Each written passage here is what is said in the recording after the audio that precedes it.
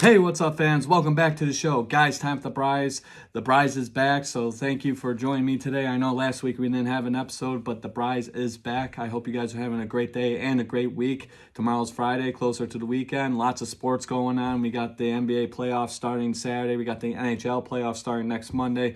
UFC happened last weekend. I think there's a fight on this weekend. Max Holloway and Arnold Allen. That's going to be a really good one. But yeah, lots of sports. You got baseball. So lots of sports going on. It's beautiful out here in Michigan. I don't know how it is everywhere else, but right here in Michigan, middle of April, it's beautiful out. 80 degrees, sunny, beautiful day. Go outside, Michiganders. If you're here, go outside, enjoy the weather. It's amazing. So yeah, we're back. The prize is here. I got my Malcolm Rodriguez jersey on today, so you already know what's going to happen. We're talking about the Lions and the NFL draft. We got the NFL draft in a few weeks. The Lions got 2 first-round picks, the number 6 pick and the 18th pick. So who are you going to pick? I don't know. I mean, they might not even have that 6th pick. They might trade up, possibly get Will Anderson. I mean, if he's there, you got to take him, right?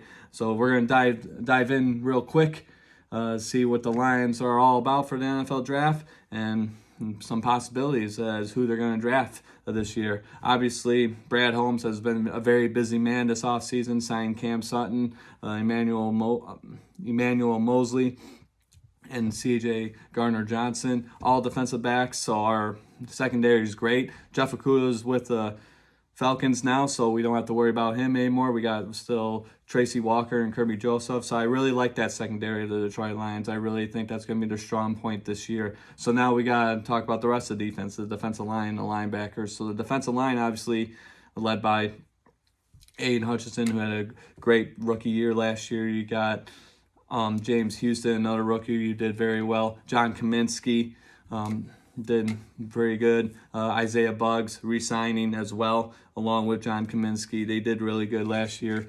So our defensive line's looking really good. I think if we get a Will Anderson to complement Aiden Hutchinson, our defense will be very, very dangerous. It'll be a sick fucking defense, let me tell you, if we were to get Will Anderson. But I don't know. I don't know if the Detroit Lions are going to trade up to get a top 3 pick. Maybe they're going to trade that number 6 spot, or they're going to stay at 6 and maybe get a Jalen Carter perhaps. And Jalen Carter is still talk of the town. Obviously, he's dealing with a lot of legal issues involving with that street racing situation, which unfortunately resulted in the death of his teammate and the Georgia staffer, I do believe. So that was really, really sad to hear that. But and then also his personal pro day, he was gassed out. He wasn't in the best shape. Multiple reports were saying that, so you gotta wonder where his head is at. And do the Lions, if he's still available, do they make that opportunity? Do they take that risk, drafting him at number 6 if he's still available? Obviously, you know, we got some quarterbacks in this draft as well that might get drafted. In this draft, we got Bryce Young, we got C.J. Stroud, you got Will Levis out of Kentucky. So, anything can happen, really. And the NFL draft is a crazy time, but the Detroit Lions, as I mentioned in multiple episodes in the past, the Detroit Lions need to focus on defense. We don't need a quarterback. Maybe a running back later in the later rounds. If B. John Robinson, a running back out of Texas, if he's still there at 18, because we got the 18th pick, okay, maybe pick him up, because at this point we can't really rely on DeAndre Swift. Great player, but he's injured prone. He misses a lot of games. We can't rely on that. We need a guy who can play 15, 16 games a year. And I was watching highlights on him last night. I mean, he is a great runner, powerful, fast, follow his blocks perfectly. I mean, he's a receiving threat as well. Can catch the ball in the backfield and run upfield and score touchdowns. He makes plays. He's a playmaker. So if he's available at 18, yeah, maybe take him. But with that 6th pick, if we still have it, early first round, obviously, we got to get a defensive player. So Will Anderson, if we have the opportunity to get him, we got to get him, because him and Aiden Hutchinson on the edges there of our defense, that would be deadly. I mean, how do you block those two of the best edge rushers in the game today? So if we were able to get Will Anderson, I mean, our defense would be good. Like right now as we speak, I love our defense. Our defense is great. I like Malcolm Rodriguez. As you can see, I'm wearing his jersey right now. Had a great rookie season last year. We got Aiden Hutchinson. We got all the other guys that I mentioned earlier, that we signed. this past couple months ago during NFL free agency period. Kirby Joseph's coming back, Tracy Walker's coming back. I do believe he was hurt last year. So our defense, as we speak right now, is great. I mean, if this is the defense we're going to be playing with all year, that's fine by me. But if we get Will Anderson Jr., if he's still available, we got to take him. So we'll see what happens with that. But yeah, he's the number one draft prospect according to CBS.com. Bryce Young's number 2. Jalen Carter, defensive tackle out of Georgia, another top pick. I mean, if he's available too, I mean, I don't know. He's got a lot going on in his personal life. Do you really take a chance on that? I mean, he's a great player. So, we're here to win championships, right?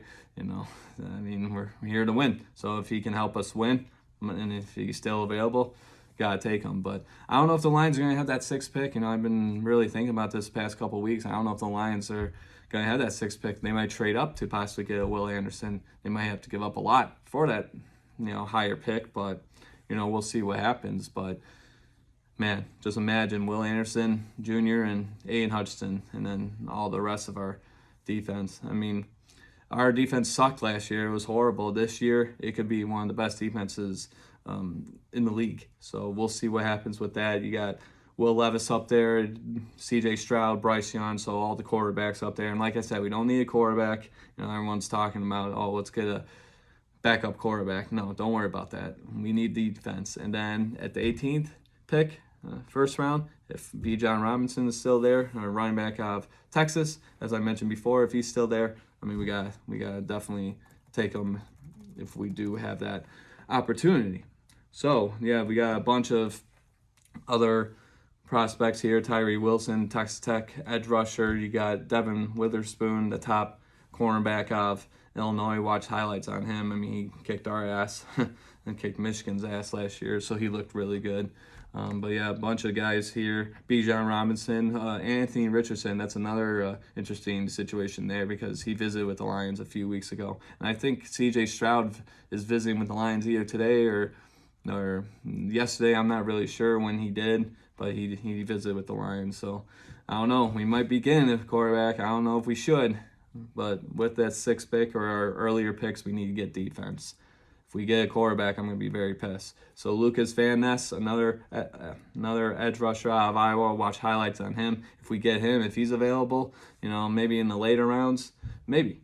Myles Murphy, another edge rusher or defensive lineman out of Clemson, if he's still there. I mean, lots of good opportunities, but we need defense in the first round, in my opinion. So, yeah, going over some stats. Will Anderson Jr., obviously the top prospect in this year's draft. Last season, he had 51 total tackles, 24 of them by himself. I mean, he was all over the place, 10 sacks.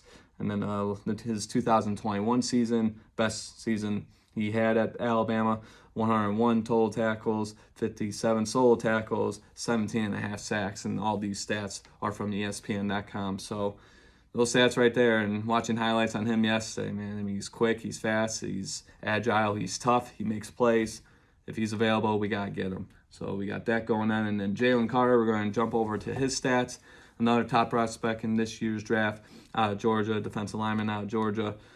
Obviously he's dealing with a lot of stuff outside of football, but let's get right into his stats. So last year he had 32 total tackles, 16 of them were solo tackles, 3 sacks. And in the championship game against TCU, he had 2 total tackles, and both were 2 solo tackles as well. So, yeah, maybe not the numbers we're looking for, but like I said, I watched film on him as well. And if he's up there, I mean, we got to take him, right? I mean, it'd be stupid if we miss out on a great talent like that. I mean, yeah, he brings baggage, obviously, with what's going on outside of football, but he's a great player. If he's there, we got to take him, just like Will Anderson Jr. And then a lot of guys, Myles Murphy, a lot of people are not really talking about this guy. I don't know why. I watched film on him. He's quick, he's fast. Obviously he comes out of Clemson, so a lot of good talent has come out of there over the years. Last year he had 40 total tackles, 22 of them were solo, 6.5 sacks. So that's a pretty good season in my opinion. So if he's still up there, maybe in the later rounds, if we have that opportunity to get him, maybe. I mean, whatever. I mean, he's good. He really is. Obviously he's not a Will Anderson Jr. He's not a Jalen Carter, but gets the job done. So you got that, and then Lucas Van Ness, as I mentioned before, watch highlights on him. The beast, man. I mean, holy moly, he's all over the place. Watching the highlights from yesterday. So yeah, this past season, he had 36 total tackles, 18 of them by himself, 6.5 sacks out of Iowa. And if he's up there, I mean, a lot of options for the Lions, but they need to focus on defense. Don't worry about the quarterback. There's going to be other quarterbacks available. If they go that route, I don't want them to. If anything, get a defensive guy and then maybe get Bijan Robinson, if he's still available, running back out of Texas, because obviously we can't really rely on DeAndre Swift anymore, and that's a shame because I like DeAndre Swift, but he gets hurt a lot, man. We need a guy who's going to play 15, 16 games, as I mentioned before, and Bijan Robinson's the answer. I mean, the guy can play some ball. He really can. And then Jack Campbell, Braylon Edwards from Woodward Sports Network said we shouldn't draft Jack Campbell because he comes from Iowa and he's a linebacker. And I guess not a lot of success with Iowa linebackers. And it's like, Jack Campbell, I watched highlights on him last night as well. He's all over the place. Last year he had 59 solo tackles, 125 total tackles. 1 sack, 1 forced fumble, 1 fumble recovery, 2 interceptions. His best season came in 2021 when he had 140 total tackles, 57 by himself, and 83 of them he assisted. So he's all over the place. But Braylon Edwards insists that the Lions don't draft him if he's available. He's more of an expert than I am, but I don't know. Watching highlights, I mean, that's just one thing. Obviously watching highlights, it is what it is, right? But we'll see what happens. I mean, if he's available, I don't know. But I really hope the Lions could get Will Anderson or Jalen Carter. If not, then yeah, maybe we'll have to settle for guys like Lucas Van Ness or Myles Murphy or Jack Campbell, as I mentioned before. So we'll see, But the Lions definitely need to focus on defense. And then Bijan Robinson, as I mentioned before, 18th pick. We got the 18th pick if he's available. Then maybe we get him. I mean, he had a great season last year. He had 1,580 yards, 18 touchdowns. His longest was 78, 19 receptions. So as I mentioned earlier in this episode, yeah, he's a receiving threat as well. 314 yards with 2 touchdowns. So he can run the ball and he can also catch. That's a great combination. The Lions run a lot of that. With DeAndre Swift. They did that last year when he was available. So Bijan Robinson, if he were to come to the Lions with the 18th pick, might get him mixed in with our offense. That'd be great for our offense as well. And our offensive line's great. And Jared Goff, I really hope he has a great season. I think he will. You got Amon-Ra St. Brown, best wide receiver on the Lions. You got Quintez Cephas. You got Josh Reynolds. You got a whole receiving car. Marvin Jones played for us for a few years. He's back now, so that's another option that the Lions could get the ball to. So, yeah, lots of receiving threats for the Detroit Lions. Obviously, DJ Chark's no longer with us, so that's unfortunate. You got Jameson Williams, obviously rookie last year out of Alabama, had didn't play a whole lot, but his first NFL catch was a touchdown, so maybe this year he gets more reps, he gets more playing time. So with that, I mean, it's crazy. J-Mo and Amon-Ra St. Brown, it's going to be a deadly combination, man. But, yeah, all the pieces are coming together. Brad Holmes knows what he's doing. Dan Campbell's a player's coach. Loves, guys love playing for him. He's got the energy, and I like what he does. But now, they ended great last year, but now you got to build on that going into this season. So, yeah, go Lions, man. Malcolm Rodrigo. Hopefully the Lions do some good things this year. But, yeah, I was going to say going into the Detroit Lions pick. So, yeah, they got the 6th pick in the first round. They got 18 pick as well. Second round, they got the 48th pick. They got the 55th pick in the second round. And then they got 1 third-round pick, 2 5th rounds, and 2 6th rounds. So, lots of opportunities to get some good talent, but yeah, they really need defense, and it would be awesome. They can trade up to get Will Anderson. We'll see what happens. But yeah, the Detroit Lions, man, draft a couple weeks away. I'm going to be watching it. It's going to be crazy.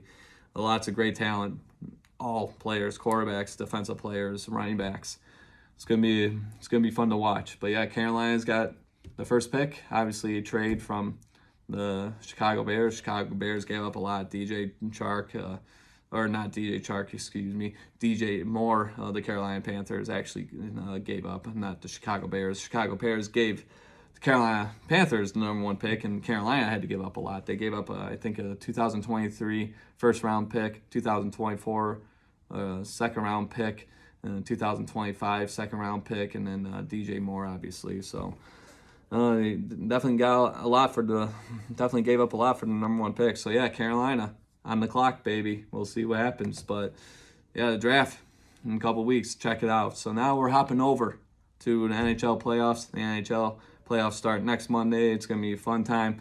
Unfortunately, my Detroit Red Wings are not going to make it this year. Hopefully next year, maybe they'll get their shit together and take care of business. But yeah, I was going to say, we got lots of teams going on right now. Obviously, the Boston Bruins, the best team in the NHL right now. I said it on record. If you guys checked out my Instagram posts, I don't think they're going to win the Stanley Cup. You know, you see a lot of these good teams do great in the regular season, but then they don't win the big one, the Stanley Cup, obviously, when it matters most. So you got that going on. Colorado Avalanche, obviously, they're going to be in it. I do believe the defending Stanley Cup champions, the New Jersey Devils. Nice to see them come back to prominence after a while been struggling. Carolina Hurricanes the past few years, they've been a really good team. They're going to make it. The Rangers, I think they won last night, so they knocked out the Pittsburgh Penguins. Pittsburgh Penguins had 16 straight playoff appearances, which was the longest in any major sport, NFL, NBA, baseball, and hockey. So yeah, no Pittsburgh Penguins this year. Crazy stuff. And then the Golden Knights, I think they're in, but they've been dealing with a lot of injuries. So, you know, unfortunate, but we'll see what they can do. The Maple Leafs, I think, they're in. I think the Seattle Kraken fighting for a spot right now. But yeah, definitely lots of good teams, lots of big names gonna be in these playoffs. In my opinion, the Stanley Cup playoffs are the best time to watch the playoffs. I think they're best playoffs setup ever. Better than the NBA playoffs. Better than the baseball wild card rounds, the division rounds, the ALCS, the championship series. Watching playoff hockey, it's fun, man. It really is. I mean, you just don't know who's going to win. All these teams are eligible to win the Stanley Cup, and it's fun. You get to watch some big names, Connor McDavid, the Leon Draisaitls of the game, Jack Hughes in there, Austin Matthews as well. So, Victor Hedman, Braden Point, Steven Stamkos, a lot of Lightning players, obviously, I mentioned there. But yeah, lots of great things happen in these playoffs, and that's why they're so fun to watch. It's a fast-paced game, and it's fun. I love watching Stanley Cup playoffs. I think they're the best playoffs in all the major sports. They got the best setup, and yeah, we'll see what happens starting next Monday. So check out the hockey playoffs. I know Crazy Chris will, and I know Mike Borders. Shout out to him, another hockey fanatic. He'll be watching the NHL playoffs starting next Monday. Place your bets for that. Watch it next Monday. It's going to be a fun one. So you got that, and then we're going to end this episode. As always, you already know the drill, guys. We got some UFC to discuss. Obviously, last Saturday we have UFC 287. Israel Adesanya, Izzy himself, reclaiming the middleweight title, defeating Alex Pereira by second round knockout. I mean, it was crazy. He was playing some rope and dope. He was playing possum. It seemed like Muhammad Ali, and then boom, 2 right hooks and a hammer fist, and it was all done. It was game over. So Israel Adesanya is the new middleweight champion. Doesn't look like we're going to have a trilogy fight, which is unfortunate because I heard today that Alex Pereira, the former middleweight champion, he's moving up to the light heavyweight division, which I think is most appropriate for him because he is a big dude. So yeah, he'd be fighting at 205. So he's got some competition up there. You got Jan Blachowicz in there. So maybe he'll be fighting him. I don't know. But Alex Pereira moving up to the light heavyweight division. That's going to be his next fight at 205, 205 pounds. Israel Adesanya. Probably going to defend the title against maybe Robert Whittaker again. I don't know. But yeah, it was crazy. It was a crazy fight card. And then Raul Rosas Jr., man, what a man, all that hype, and he just shit the bed. I mean, he did not look good. He got completely dominated. And it was just unfortunate because a lot of people really held highly of him. It was like he was the next big thing in mixed martial arts, but he got destroyed by Christian Rodriguez. But yeah, congrats to Christian Rodriguez.